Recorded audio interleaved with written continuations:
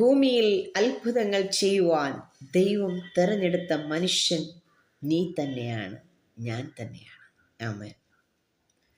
ദൈവം മോശയോട് പറയുന്നു, മോശേ, നിന്റെ കൂടെ ഞാനുണ്ട്, നീ സംസാരിക്ക്, നിന്റെ വായോട് കൂടെ ഞാനുണ്ട്.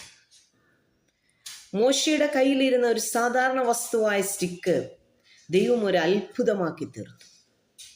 മോശ പറയുന്നുണ്ട് ദൈവത്തോട്, ദൈവമേ, ഞാൻ വിക്കുള്ള അധരങ്ങളുള്ള മനുഷ്യനാണ്, എനിക്ക് സംസാരിപ്പാൻ കഴിവില്ല. മോശയോട് യഹോവ പറഞ്ഞു, മോശെ, മനുഷ്യന് വായ തന്നത് ഞാൻ തന്നെയാണ്, നിന്റെ വായുടെ കൂടെ ഞാനിരുന്ന് സംസാരിക്കും. നമ്മുടെ യോഗ്യത ദൈവം നമ്മുടെ കൂടെ ഉണ്ടെന്നുള്ളതാണ്. ആമേൻ.